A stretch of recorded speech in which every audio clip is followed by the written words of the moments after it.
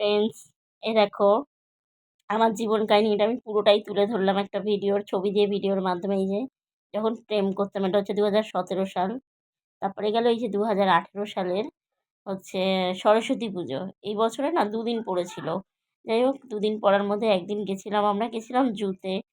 তখন আমি বুঝতেই পারিনি যে ওর মধ্যে এরকম কিছু থাকতে পারে। যাই হোক, প্রেম করছিলাম। তারপরে হচ্ছে এই যে যেটা তুলে ধরছি, এটা হচ্ছে আমাদের বিয়ের কার্ড। এই একটা প্রমাণ আমার কাছে আছে। দেখো, এই যে মীরা সুরাজ, আমার বরের নাম সুরাজ। যাই হোক, ফাইনালি বিয়ের কার্ডটা আমরা দুজন মিলেই গেছিলাম বানাতে। তারপরে চলে গেলাম। এই যে আমার নাকি এই রিচুয়ালটা তো সব মেয়ের মধ্যেই হয়।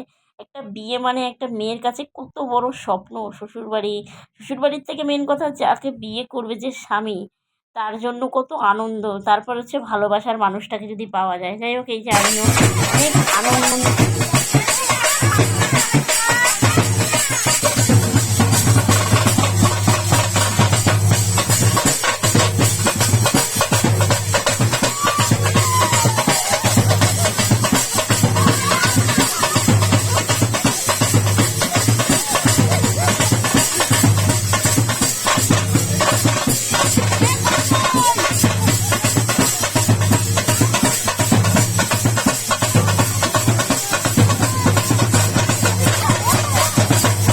বিয়ের সাজে বসে রইলাম, তার জন্য অপেক্ষায় রইলাম।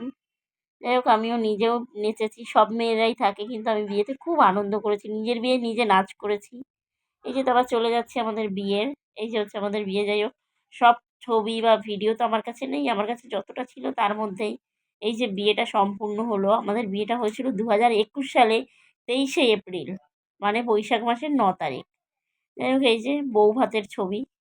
বৌভাতে আমি আমার বিয়েতে কোনো দিক দিয়ে কোনো ত্রুটি রাখিনি। সেটা বিয়েতে বলো আর বৌভাতে বলো, মানে কেউ বলতে পারবে না যে এই জিনিসটা আমি নিয়ে যাইনি। আমার 1 বছরের যা যা লাগে আমি সব কিছু নিয়ে গেছি। সেটা আমার চুলের গার্ডার বলো আর হাতের নেল পলিশ বলো, 1 বছরের যা যা লাগে, যত 1 বছরে আমার কত কাপড় লাগবে সেটা পর্যন্ত আমি নিয়ে গেছিলাম। যাই হোক, বলে না সবার কপালে সবটা হয় না। তো অনেক চেষ্টা করলাম। এই যে শ্বশুরবাড়িতে কিছু ছবি, তারপরে তুলে ধরলাম কি আমার শাশুড়ি আমাকে খুব ভালোবাসতো। এই যে শাশুড়ির সাথে মায়াপুরে ঘুরতে গেছিলাম, সেই ভিডিওটাও আমি তোমাদের কাছে তুলে ধরলাম। এটা হচ্ছে আমার মামি শাশুড়ি। সবাই তো অভিনয় করে গেছে আমার সাথে। এই যে আমার মাসি শাশুড়ি। সবাই উপরেই ভালোবাসতো। এখন বুঝলাম একবার কেউ খবর নেয়নি। আমার শাশুড়ি ছাড়া কেউ একবার খবর নেয়নি আমার এত বড় একটা অ্যাক্সিডেন্ট হওয়ার পরে। এই যে শ্বশুরবাড়িতে প্রথম আমার লক্ষ্মী পুজো। আমি পুজো আজটা আগাগোড়াই ভালোবাসতাম। এই যে শাশুড়ির সাথে দুর্গাপুজোয়, প্রথম দুর্গাপুজোয় আমি শাশুড়ির সাথে। এই যে শ্বশুরবাড়ির কিছু ছবি আমি তুলে ধরলাম। আমার শ্বশুর-শাশুড়ি, আমি আমার শ্বশুর-শাশুড়িকে খুব ভালোবাসি। তারা জানি না আমার সাথে কতটা অভিনয় করে গেছে। আমি পুরো পরিষ্কার মনে ভালোবাসতাম। এটা হচ্ছে আমার দেওর। এই যে আমার কর্তামশাই, যে যে আজকে আমাকে মানে প্রতিবন্ধী বানিয়ে দিয়ে গেছে। যাই হোক, তারপরে এই যে এইভাবে মারা আমার চোখ, মানে ভাবতে পারিনি চোখে রক্ত জমে গেছে। এই যে মারার 15 দিন পরে আমার ব্লাড জমে যায়। মারার সময় তো আমার মুখটা ফোলা ছিল, মারার 15 দিন পর এটা হয়। আমাকে হসপিটালে ডাক্তার দেখাতে হয়। এমনকি আমার চোখে মেশিন বসিয়ে ডাক্তারকে চেক করতে হয়েছিল যে চোখের ভেতরটা কতটা হয়েছে, ক্ষয়ক্ষতি হয়েছে। এই যে হসপিটালে দেখাতে গেছিলাম। মানুষ যে কতটা পশু হতে পারে।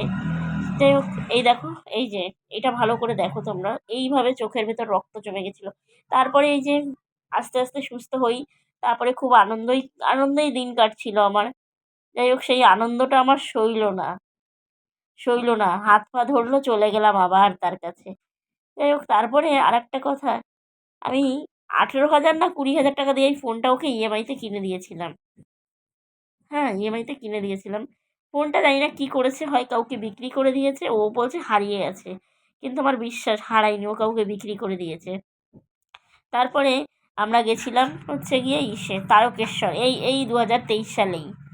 2023 সালে দুজন মিলে তারকেশ্বর গেছিলাম। তখনও মোটামুটি ভালোই হচ্ছিল।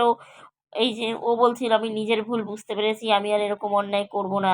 আমি বললাম ঠিক আছে, যখন ভালো হয়ে গেছো তাহলে আর আমি পুরনো জিনিস নিয়ে আর ঘাঁটাঘাঁটি করতে চাই না।